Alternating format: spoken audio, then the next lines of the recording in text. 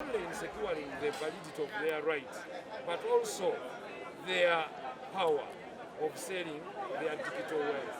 So there's endorsements zebasobola okuba nazo nga waliwo ayagala Beyonce amugaye bugambi nti oba Shakira happy birthday ng'ekyasobola okusasulira $300. So Shakira probably 30 years from now oba 20 years ayinza okuba takyasobola kikola so ng'ate bw'akikola kati oba Messi in 5 years ajja kuba tasobola kikola whether we want it or not. But Messi now waliwo ayagala essaati ye nga Messi bw'aba yagisayiniizeeko autograph n'amuweereza ne birthday greetings omwana mbawalabu ne taata asobola okuwaayo emitwalo ebiri egya dola. But 5 years from now Messi will not be. Akasembayo oyogedde ku nsonga ya TikTok ekindeetera ku kibuuzo nti kati ennaku zino oba waliko okwongera mukola live waliwo abavuddeyo ne batandika okukampeyinga TikTok mu ggwanga Uganda nti eveewo eyonoonya abaana ab'obulenzi n'ab'obuwala etumbudde ebyobukaba bingi. What is your take about that? Okubonaabona is your choice for sure. I mean okwono is your choice. Kubanga social media apps nyingi Instagram, TikTok, of course ayagala okwonooneka kiri kibanga kibanja osalawo n'ogenda mu byobwonoonesi naye kati abadde ascreaminga show eno live ku TikTok ani gwayonoona. So social media apps zonna engeri gy'ogikozesa oyinza okugiwemulirako ekyo kiba kikyo era n'abawemula be bakugoberera naye bw'okolerako ebirungi ate nakyo kiba kirungi. What we have to do is digital transformation of our society. Okusomesa abaana bano nga bakyali bato ku ssomero, the usability of digital platforms kubalage nti osobola okutundirako ebintu byo, osobola okusomesezaako, osobola okusomerako, osobola n'okwepromotingirako. Kakati abantu ababi mu society mwebali omubi ajja gikozesa bulungi, omulungi ajja gikozesa bulungi. Yes, social media has pros and cons, the advantages and the disadvantages. Should we completely ban it? The answer is no, because it's a medium of communication. What is it threatening? It's threatening mainstream media. Why? But freelance operators banji, but that's what the world should be, so that omuntu ye creating omulimu. And you can run a TikTok account, kubanga advertisement on conventional media is expensive. Naye nze nnyinza okugamba nti ono mwana influencer ayina abakobezi miliyoni emu bw'akola ka live katambula kankuwengayo $40,000 kati oyo gavumenti tesobola mu employinga talina certificate talina ki naye wali wa mu employinze mu kifo ky'okuba omubbi akoledde ki ne music ne art oli n'atandikiraawo ne mumulaba nti ono omwana mulungi mu art ne mupromoting. So should we ban TikTok? Absolutely no. TikTok, just like other social media platforms, is good. Obanning otya TikTok, nate Elon Musk gundi Mark Zuckerberg alese thread. So let me tell you, the battle is on technological platforms. Tuyamba abaana baffe from word go, ayige laptop, ayige simu, agifune user friendly. Bajja kubyetamu batandike bikolerako birala. Of course kuliko ba savage people, but let's just create laws as protecting omwana ono omuto. Yeah, that's ekyange kibadde wavudde n'osakira mu Rwanda n'ogenda n'omusakira ne bamuwa miliyoni 10 wabula mu Rwanda saawa zino agamba ayagala kugenda at least obulwadde babukebereko keebwe. Tukulaba ngeno kampeni n'ogenda kukivuga nja kumuyambako kyensobola nyinza obutamalaayo kubanga nze bwe yankubira omulanga ng'ayise mwanjalungi ne mugamba mwagalande nagamba onoonyeza kusibiika namunoonya ne mumutuusaako ate abantu abali eyo mwenna mulwana abayenjoyinga oluyimba lwetooka kwa bbalabala balala mwe mwakolerako ne muyitamu ne mufuuka abakulembeze. Please ne bw'onoonyayo akasente katono n'okawa omwana ono obulamu bwe n'abutaasa. Me alone I cannot help. Naye nsobola okukubiriza abali eyo nti omusajja ono yayimba tooka kwa bbalabala wakiriddamu olukube bwe lunaaba kirulina kye lukujjukizaako mumukyaze akola apiiru ye tuleke kugenda wa mwana ono ng'avudde tumuyambe mu bulwadde bwe nga mulamu. So please, anyone who can help this young man Mulwana, do it. Not because of his political inclination, but because of his contribution to the arts and performing arts industry. Akasembayo kunze onasuli mayo tukufuna kwa twagala honorable wali twali ku lumbe lwa Madrat n'ogamba nti abayimbi abatandikako wano tukimanyi mwagala ssente mu parliament ogenda zikuba naye tulaba ennaku zino ssente erabika egaanye okuvaayo bajja kuzifuna by the way lwakwaffe tukinterpretinga bubi kambawo example just because they are disunited music as an industry can produce for this country more than 400 billion in form of taxes. Therefore, government okubaddizaako bo balage unity eno, and this is what I was calling upon them to do. Madrat ategese ono mufubuka addako yani alien skin white Flavor J. Go there. When you go there, the government deals with people in masses. So ekyo kiraga nti there is structure ku kintu kyemukola. So if it attracts people, naye ejja kujja wemuli. So whether it's 5, 10, 15 billion, it's nothing. But tugende nga tuzimbamu tangible things. Ngabwolaba nti holo tuyineemu, how can we make auditoriums and theatres? Tuzimbe ekintu nga O2 Arena ey'Ebungereza esobola okutuuza abantu 5,000 nitukoleramu ebintu ebifaananako. Why is government not funding sports so much? Kuba numbers tezikyagendayo.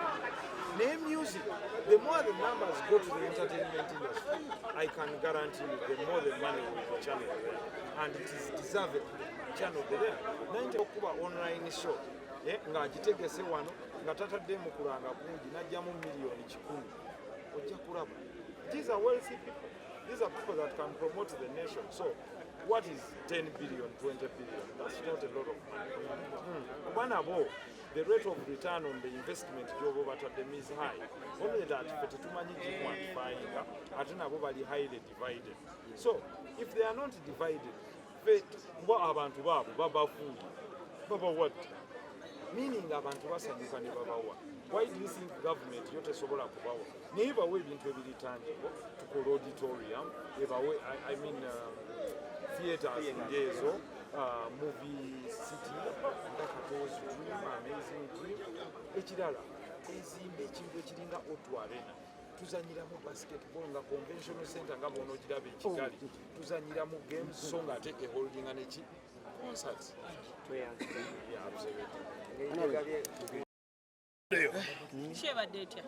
Simanyi shebadde ebaddeko stage microphone amataala bweto bwebadde tetumanyi bantu be batubuulira munnange manyi mbeera eyo ne muyiyiza abantu ne mulowooza nti mubayiyiza byebyo mbe muyiya byankisiru tetumanyi kitegeera naye nga kiso tugimaliriza bulungi mu budde obulungi Katonda atuwadde obudde bulungi kuba tetonnye ate abantu era ne bajja kitegeera ne bwe twabasuubiza nti tubibawa ka red carpet akalungi VIPs bayisa abantu awalungi emmeeza zibaddewo naye nga twebaza abaguze emmeeza kubanga ze emmeeza ekyamazima Katonda atuyambe ne ziggwawo.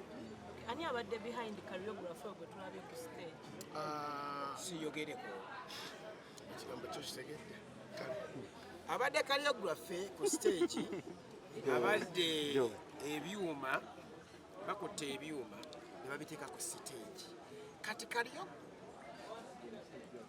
sokuyogere kyempola ne muba toliiwa abantu nsobola obyogera n'embimala gasembadde sikwetaaga nnyo twagala okwebaza Talent Africa etegese ekintu kino kyonna kitegeera twateekamu obwongo nga Madrat and Chiko etugala tulina okukola bwetti show etambule bweti banokose tuyita ne baganda baffe kuba nabo babadde mu art emyaka mingi Banington Bugingo Fan Factory Tuwanje Richard Simon Deskalema Sizinga Frobisha so ne bajja ne tugatta wamu obwongo tugamba Kudu Isaac yabadde producer so batuyambyeko kinene nnyo ne tulabika nga tukwatira wamu ogezaako okukyusa ekintu kino okulabika nga tumala ssente z'abantu oba oli awo nga si mu mbeera eri ey'okujja n'oyogera nomala notambula n'ogenda.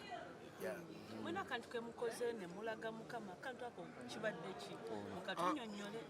Ekintu ekyo by the way mu art buli kintu kyogerwako nga bwolaba nti tuba ne muganda waffe gwe bayita Mendo n'azanya president bitegeera so Katonda ekyo kyo tukoze akantu tubaye tugezaamu just in case singa Katonda abaayo ngali mu biseera bino bye tulimu ki ekiyinza okukola ki kyekiyinza okubaawo tetumumookiza wakola ki naye tubale tugezaamu nga nalaba embeera eno eya DNA abasajja bonna baatidde tujjako nsa siribuza omwana wange so nga tugezaako tuteekawo embeera eyo nti DNA etabuse kitegeera abantu balina abaana nga si baabwe kitegeera nze nange ndi wano nyinza okuba gye ndi ewataata nga si ewaffe naye maama tekitegeera ne munnange oyinza okwekanga nga gyali si ewaffe nze yamubuze taata wange yesuliiru ndabira ddawa muno nga mufaso kati noteekawo embeera nga katonda yafunye omwana omulala okitegeera nagamba mutwale ku ddiini okakasa nti oba mwana waki mwana wa mwoyo so kugezaako just omanyi ati buli kimu kisoboka kitegeera mukiteeka osiga nti kuvuula nti bamugambe nti mwegeza mu katonda naye buli kimu ate buli kimu ekiri mu nsi kisobola okuvaamu komedi kyekiringa lwaba firimu oli akola firimu n'akola alien muneevaayo mu bbanga nejjasi nayiva mu bwengula yona erina aba arts kati buli kitukola kyonna mu komedi oba mu firimu yona ebeera art so mu concerts abantu abasinga nga bazitegese balaga famire zaabwe abakyala abaana tetubalabyeko gwewo tumumanyi ekyamazima naye kyala famire tuyina abakyala tubayina Chiko alina omukyala we nange nina omukyala naye kambagambe ekigambo kino si kirungi nnyo kuddira famire ogiteeka mu maka mwe mukyala wange ekyokuzanya abamawulire nti bagamba Madrat alage famire ye naye mu mbeera eri mu ggwanga ne security n'abantu si kirungi balaga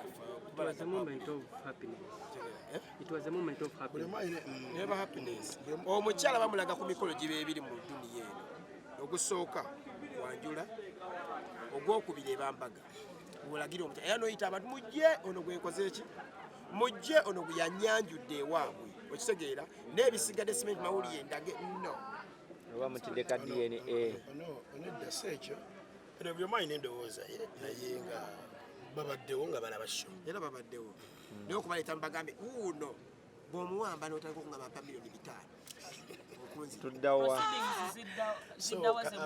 but of course abantu bebaza be bali kujja kuwagira comedy tebawagidde Madrat Chiko yekka otegeera bawagidde comedy otegeera so bwe tumaze wano tugenda kudda emikono gye batuzaala Madrat Chiko gye tukulidde ebbanga lyonna otegeera so tudda mukono then ate ku Sunday tugende ku Nikaani then next week tugendeko Jinja tugende Masaka then tugende ne Kasangati nga tumaliza proceedings muzizza muki wano tumaliriza wano Sente shows affe buli lwe tukola nga 2019 actually okuvira ddala kwe yasooka la bonita 2017 twakwata akasente ako ezimu ku zo ekitegeera nga tutamiddwako ne basponsors baffe abaatuyambayambako ne tugenda ne tugabira abaana essomero lyeyo abaana abaliko obulemu eri mukono kitegeera mwaka ogwaddako nga tukoze show ne tugenda mu ddwaliro lyali ddwaliro kiri twagenda muliri eyo tololo eyo sayidi kitegeera so tugezaako okulabika nti ne tubawo obutanda biki tugezaako nti kati ate ku mulundi gwe tulina ekirala kitugenda okukola kuba olwo omwami gwe twagala tuzimbira ennyumba talina magulu talina famire so tukwatagana ne MTN Uganda Waragi wezibakkiriza kulabika nga bakiteekamu naffe ne tukwata ekitono kye tulina ne tulabika nga tukola ki Chiko ne Madrat tubaddeko ne baganda baffe ba Maulana Drain waneeno nga bali mu kulaba show yamwe ne bagamba nti byonna mubikoze ne kati baagala bato monna ffe tuli mu competition era twogera mwe abamawulire mwagala nnyo tukolewo si bato teba bato bo bagambye no ffe tuli mu competition we are not here to compete someone we are here to make people happy n'okusanyuka we are not in bobo bogeredde lwaki bajja batugamba feno myaka gyaffe gino ne bino bye tulabye mulebe mutegesi tujja mu by the way entegeka yaffe nga Madrat Chiko baganda ffe balina show week ewedde si mu bubi okitegeera naye bakola show yabira bafuna abantu naffe tukoze show nga wakayitawo wiiki emu era naffe abantu bakoze eki kyokyenga nti abantu tebawagira Maulana Rini yekkuba Madrat Chiko bawagira comedy okitegeera ate nga ne comedy store naye era ebeera wano mu kifo kyekimu ngaira 14 tugera beera